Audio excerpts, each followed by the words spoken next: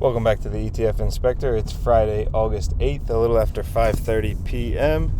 And this is our video finishing off the week for our Roundhill funds, QDTE, XDTE, RDTE, and YBTC. They are covered call strategy funds.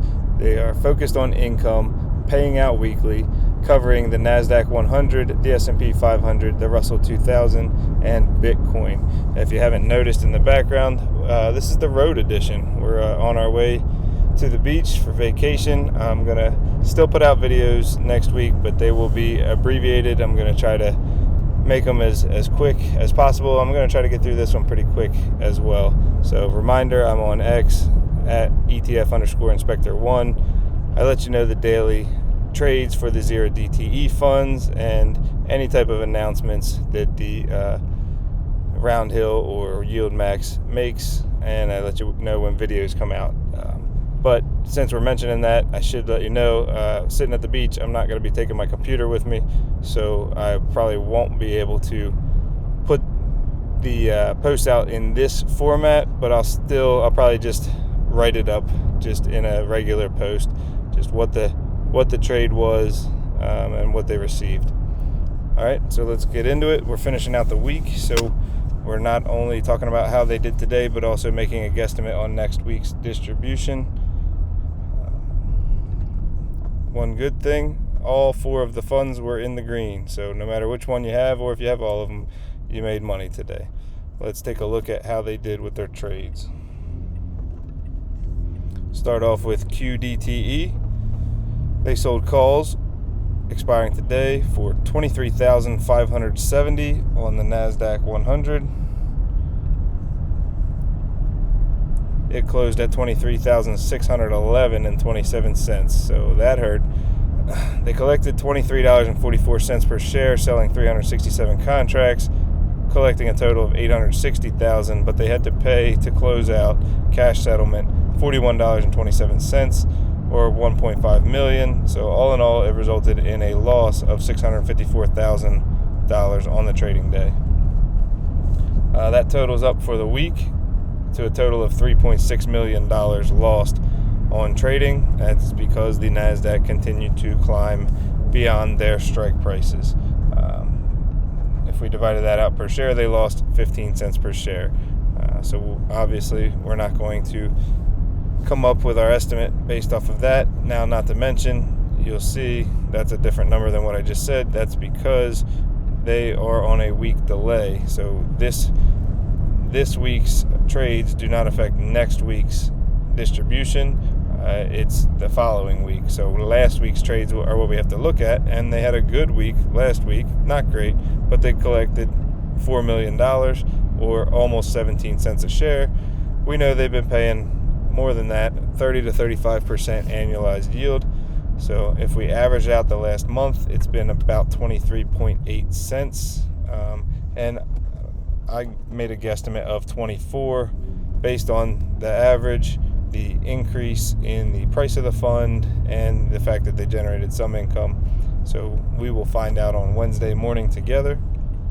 There were no changes to the holdings. 845 million as the assets under management. You'll see that's higher than yesterday's video because the NASDAQ increased, and it will be higher again the next time we check it out because once again the NASDAQ went up.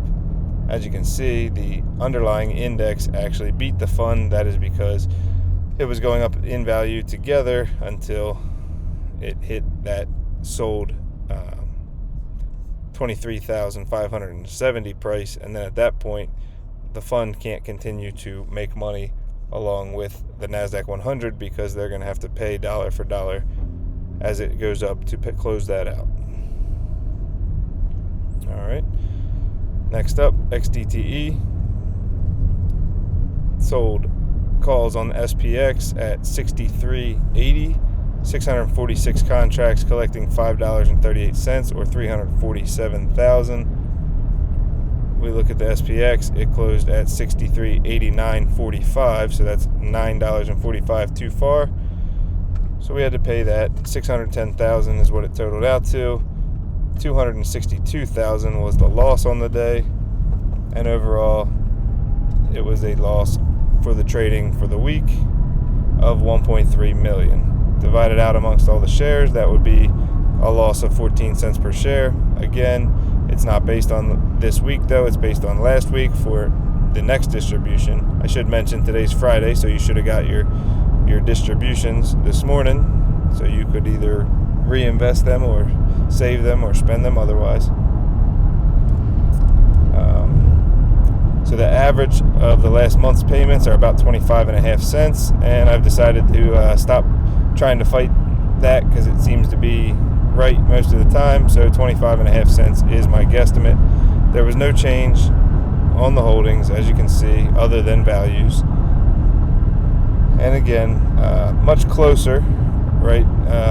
0.69% on the fund compared to 0.78% on the index, because it wasn't quite as bad of a having to close out payment. 405 million assets under management, no change to the outstanding shares. All right, finally, for the DTE funds, the Russell 2000, they sold calls on the RUT for $22.35. It closed at $22.18.42. That's below $22.35, so nothing had to be paid to close it out. Collected $1.31 per share, or $84,000, and that still resulted in a loss for the week after Monday's rough day, $441,000, or 10 cents per share. Again, no changes to the holdings. You should have received 26 cents per share as your dividend this morning. So based on income for the previous week, they actually earned 31.7 cents per share. That's even better than what they've been paying. Their average for the last month is 28.1 cents. So I took that into account.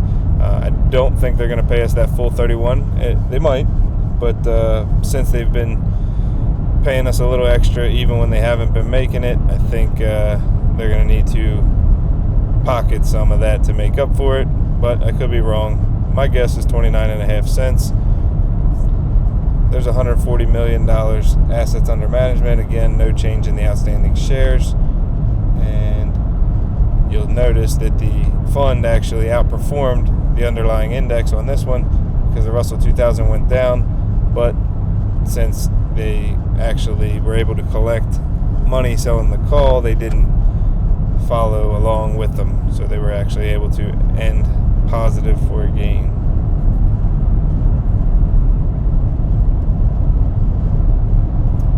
Now it looks like that hasn't finished updating yet.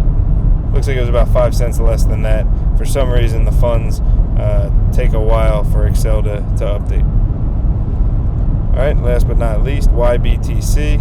So they don't give us access to their trades. We've talked about that before. But we are able to pick up on some things when they do it, because from yesterday to today, we noticed there were 24 more synthetic contracts of CBTX, and again, 24 more sold calls for this expiring strike today at 27.57.01. So obviously money came in, and they made more trades with it. Now it'll be interesting to see their timing as far as when they closed out this call. Obviously we're not going to get to see it, but we do know that they started the day with it, and it was in the money as of yesterday, so it was going to cost $30.30 to close it out. Now if you look, the closing price was $27.54, which is below the $27.57, so it actually expired worthless. So if they didn't jump the gun and close this out, they actually end up completely winning that trade, but we don't know how long they waited to make the trade. Similar, IBIT, yesterday it was going to cost over $1 to close it out. IBIT ended up closing only 13 cents above the 66 strike price, so it would have been much cheaper to close out at the end of the day. We just don't know since they don't give us access, but all in all, we should make out decent as far as those. And when we receive the next holdings download, we'll be able to tell what the new strikes are for these weekly calls that they sell. All right. Again, since they don't give us all the access to the trade information, it's a lot different trying to make a guesstimate.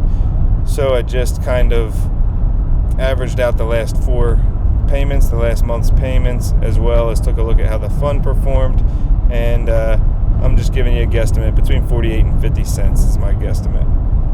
One thing to note from the previous days to today, that when we started the day today, both synthetics went into the positive, became valuable, 1.3 million and 1.5 million.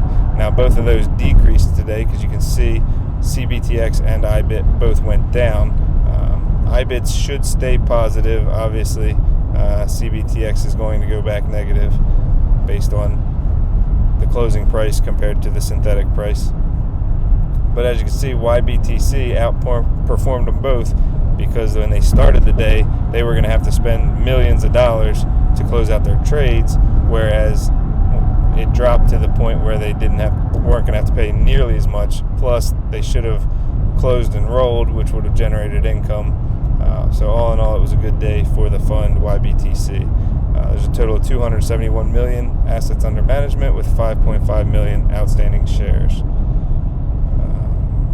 Now that NAV is before things started today, so obviously as the synthetics dropped in value, that would drop the NAV value. Okay, that's all I've got for you. Thank you for listening. Have a great weekend, and I'll see you in the next video.